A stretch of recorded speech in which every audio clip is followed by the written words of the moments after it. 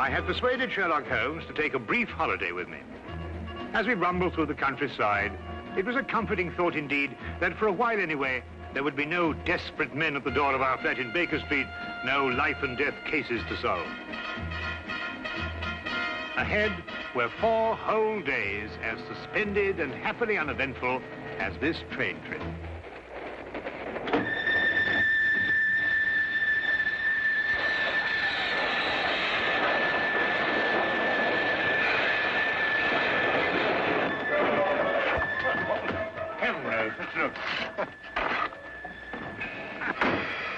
Hear anything? Not a thing.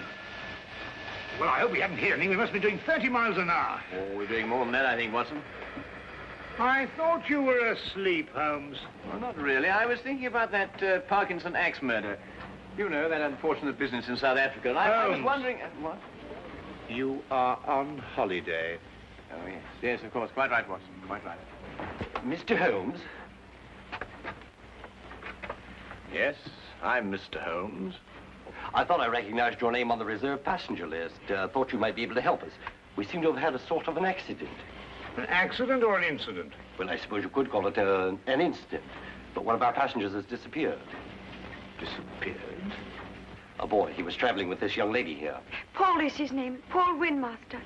You must find him. I've heard you can do things like that, Mr. Holmes. Will you help me? There. I'm his governess. Well, I should never have taken my eyes off him for a minute. But I looked in on him after he went to bed and was fool enough to imagine that everything was all right. Do you think he might have been kidnapped? Oh, no, I'm sure Paul ran away. How will I ever be able to face his father? I think you'd better sit down, Miss... Kendall. Lydia Kendall. Miss Kendall, and tell us everything from the beginning. I'm sure we can be of help. Sit down. Thank you. Tell me, Miss Kendall, what happened that made the boy run away? Mr. Holmes, have you ever heard of Paul's father, Lance Windmaster? Oh, yes, Ripsaw Windmaster, the Canadian timber king. The papers call him that. As rough and strong a man as the trees he cuts down. Paul, not having a mother since the age of 2, has grown to be like him in many ways. Independent, wild. Believe me, I've had a full-time job. I can imagine. Mr. Windmaster never disciplined him. Was actually proud of Paul's spirit. Until one day, rather suddenly, it struck him that he was bringing the boy up improperly. You asked me what caused the boy to run away. It was just that. And yesterday, when I went out to fetch Paul, I began to see the first signs of what was about to happen.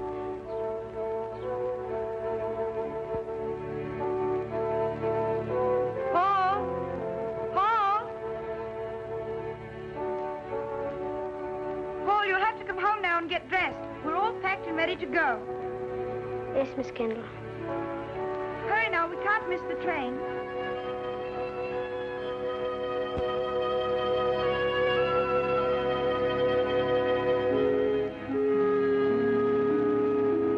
Now, when you arrive at the school, you'll take the boy directly to the headmaster. He's received a full letter of instructions from me, and... Oh, there you are, Paul. Your Uncle Cecil's just arrived to say goodbye to you. Here's wishing you success, Paul. Thank you, sir. You will be taught to be a gentleman. Something which, your mother forgive me, I failed to do. Yes, Father.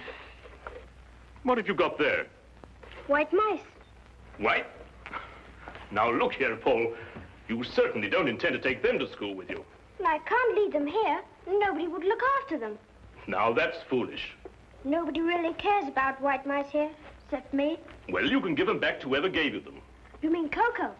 Who? Coco the clown.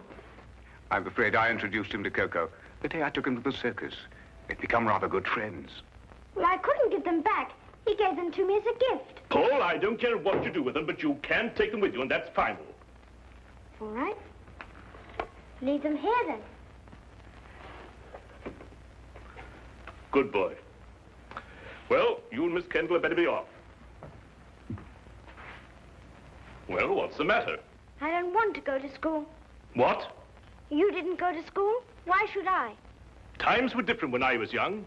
You don't know what you're saying. I have my horse and my white mice, and Coco and I are supposed to meet next week. You can't run wild all your life. You'll grow up to be a savage. But Lydia could teach me everything I need to know right here. Miss Kendall isn't a teacher. She's a governess. She knows as much as anyone. Now listen to me, Paul. One day you'll come into possession of everything I own. This estate, my lumber mills, everything. When that day comes, I want you to be equipped to take over. Well, I don't have to go to school for that. And I don't have to wear a tie and jacket either.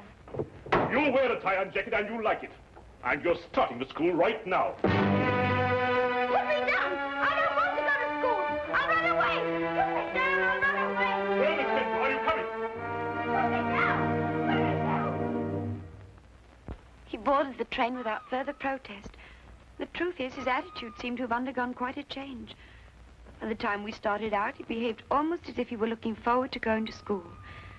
But of course, the whole thing was a ruse to put me off my guard. You said before you saw the boy after he went to bed. Now, what time was that? About 8. And what time did you find that he was missing? About an hour later, I heard a thud coming from his compartment and went to investigate. His door was locked from the inside, and I had to get the conductor here to open it for me. How he got out, I don't know, but he was gone. And, of course, you searched the whole train after that. Oh, every inch of it with the conductor here. I decided to stop the train when we couldn't find him. Oh, conductor, I believe there's a steep gradient just a few miles beyond Darcy. Yes, there is. Now, how slowly would the train be going at that time, do you think? Oh, about 5 miles an hour. Very slowly, sir. Well, in that case, I suggest that we borrow a cart from a farmer in the vicinity of Darcy and go back and search that area. Yes, sir. I'll take care of it immediately, sir. What was the number of the boy's compartment? 37. Well, Dr. Watson and I'll take a look at it. No, there's no need for you to come with us. I think you better stay here and rest. Now, you mustn't worry. Small boys make a habit of disappearing and reappearing.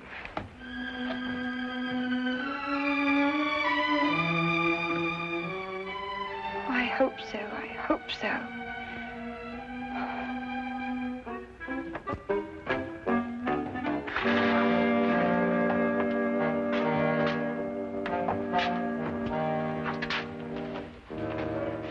Well, you certainly simplified the search and narrowed down the area to Darcy.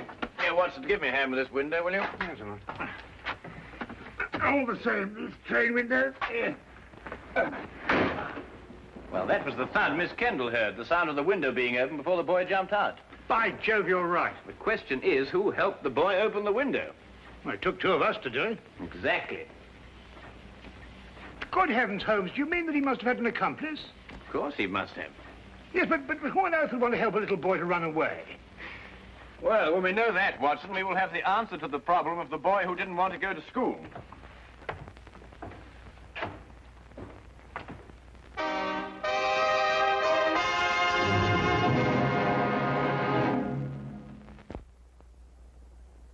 And now we return to the case of the night train riddle.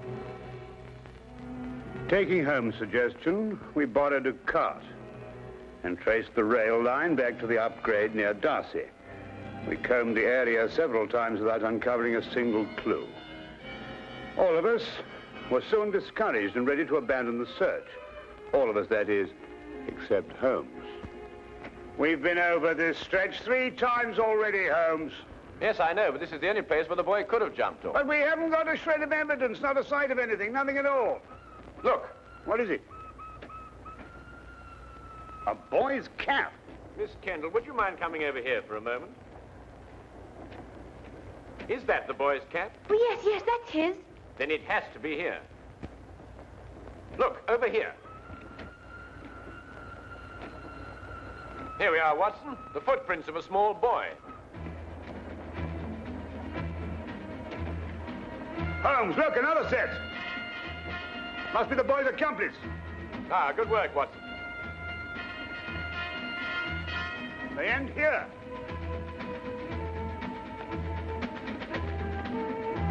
Then it's quite clear what happened. Not to me.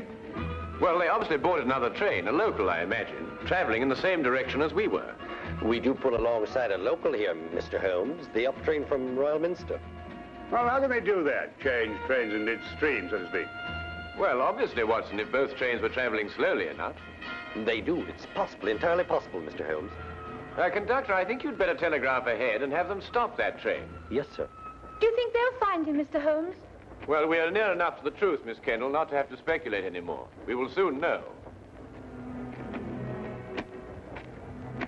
We began a hasty return to the night express, aboard which we hoped to catch the local.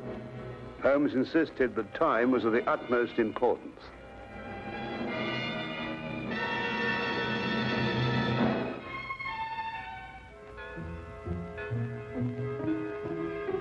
Paul. Pardon? I'm sorry. I thought to another boy.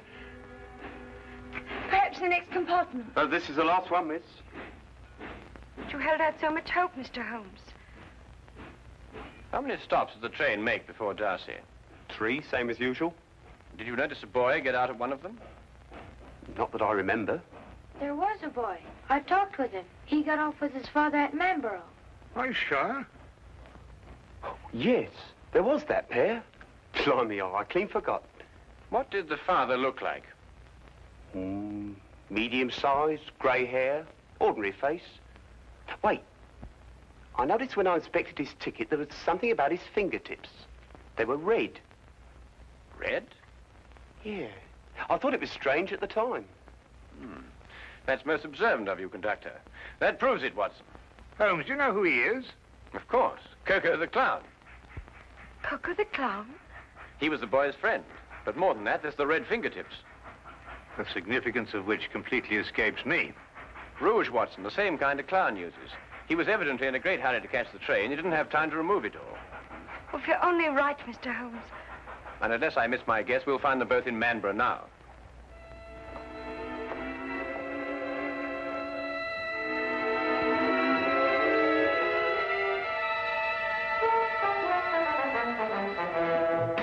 Watson, Miss Kennedy is sending a wire to the headmaster of the school, telling him they've been delayed.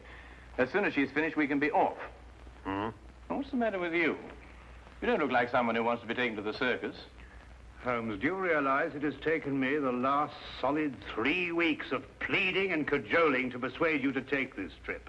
And now look where we end up, in Manborough. And don't you underestimate it. We can have a very exciting holiday here. Oh, holiday? We might as well have pitched a tent in Lestrade's office. I know, but we couldn't very well refuse to help them. No, we couldn't have refused to help them. But when we eventually find whoever it is who's at the bottom of this thing, please remember one thing. He's my pigeon. Don't upset yourself, Watson. As soon as we can find the boy, we can continue on our journey. Oh, I'm glad you still considered that. Well, shall we be getting along? Oh, by the way, Watson, I didn't mention it to Miss Kennedy, but I believe there's some possibility the boy may be in danger. So I don't think we ought to lose too much time. Not a very convenient place to leave luggage. Holmes! You gotta wait a minute. We've left all our bags in the train. There's no time to worry about that now, Watson. Come along. But look, Holmes, we've got everything in them for our 4 days. All right, I'll find Miss Kendall and get a carriage, and we'll meet you in the street. Now, hurry up. Right.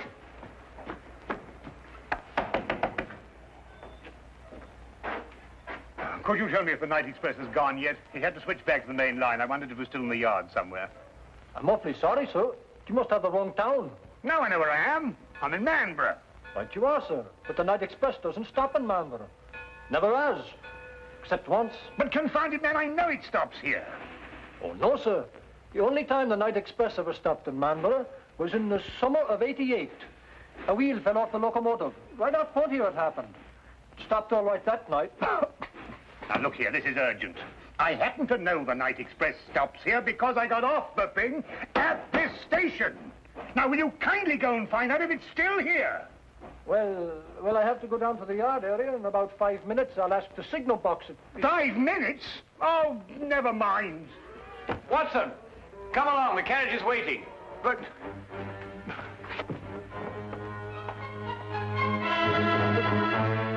the luggage.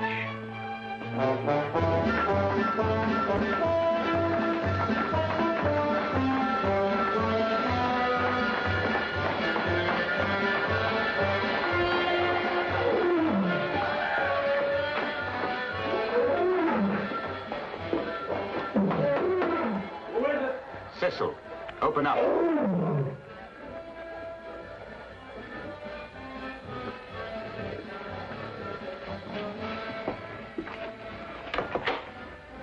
Did it work? We jumped off, switched trains. Ta-da! Like a couple of acrobats. Where's the boy now?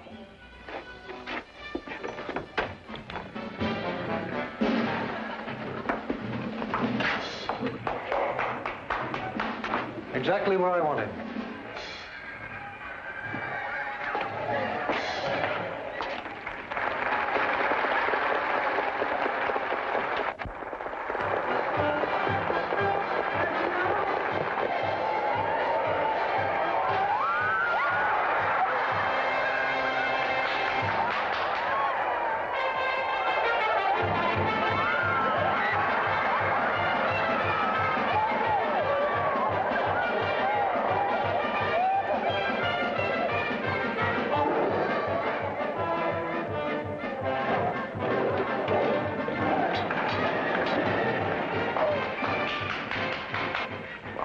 And get it over with.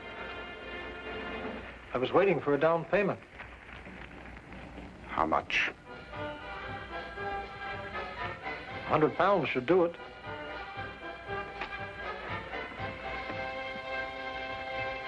That's cheap enough to show you good faith.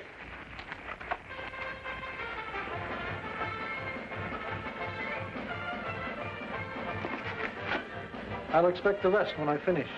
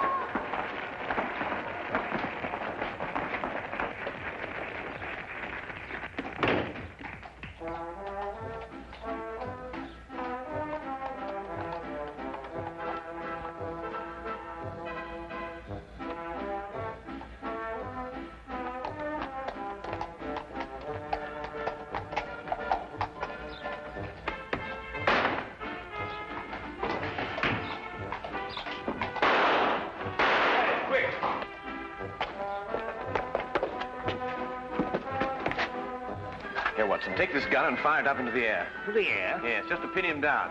What are you going to do? Well, I'm going to find out who he is and why he's trying to keep us from the boy. Well, go on, Watson, fire it. Sorry, Holmes.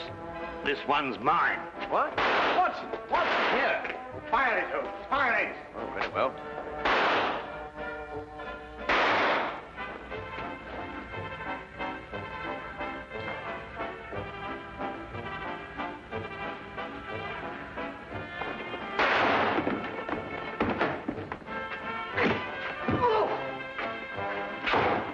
Come along, Miss Kendall. Watson, you're a fool to have taken such a risk. No, with you covering me, I couldn't miss. Get up.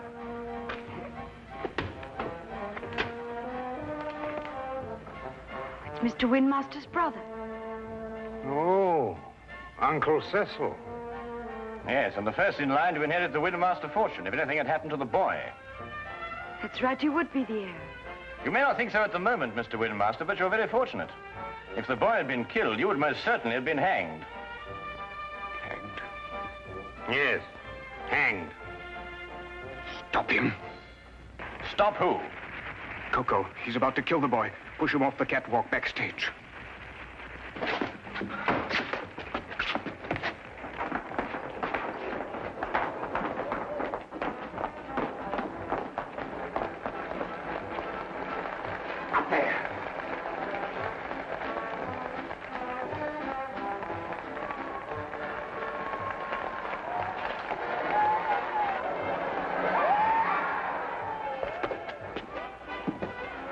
Coco?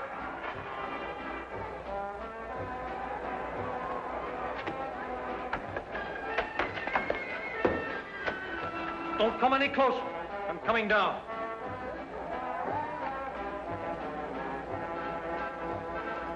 You'll never get out of here.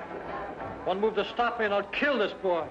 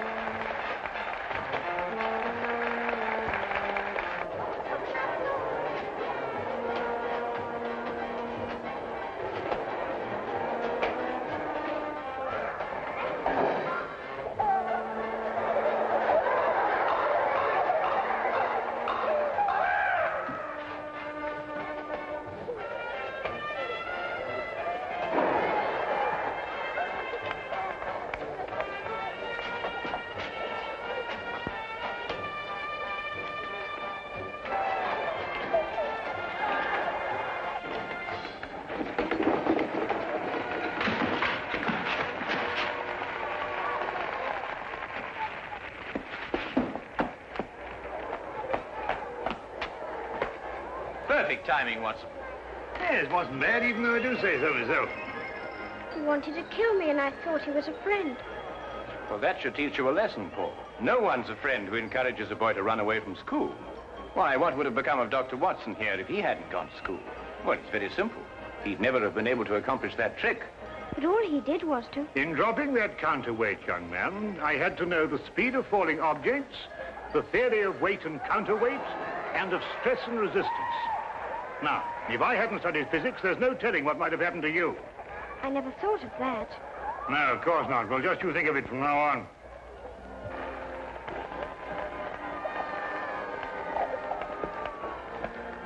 Watson, did you really have all that in mind when you pulled that rope? Oh, I would believe it, of course. Oh, did you? Uh-huh. Come on, you. And you.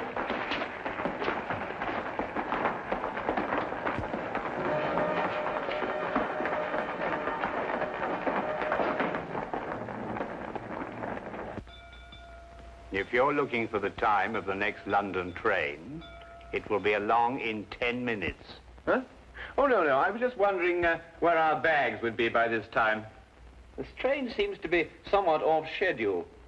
I'd estimate that our clean shirts are about 30 miles north of Edinburgh at this moment. Oh, confound it, Holmes. Why dwell on that? Oh, don't take it so hard, old chap. We'll give it another try one of these days. Well, sir, it certainly was a shock to me. Oh, it's you again. You were right, sir. The express did stop in Manborough tonight. Can't understand it. The first time since the summer of '88. Fact is, it was running wild through here tonight, they tell me. Came roaring through on the local line first, and back through here to switch over to the main line again. Can't for the life of me figure what they were up to. Left a couple of bags on our platform. No hint of a reason, just found them there. A couple of bags, did you say? Why, yes, sir. A suitcase-like. Don't know anything about them. One marked JW and the other SH. Suppose we'll have to keep them in the office for the 30 days required. My dear sir, if you'll just lead me to your office, I think I can relieve you of those suitcases within 30 seconds. My name is John Watson. Mine will be the one marked J.W. Oh, you mean, I say, and this here gentleman is S.H.? Yes. This is my friend, Samuel Higgins. Ah, well, in that case, sir, if you'll come along to the office and identify the contents, I'd be glad to get them off my hands.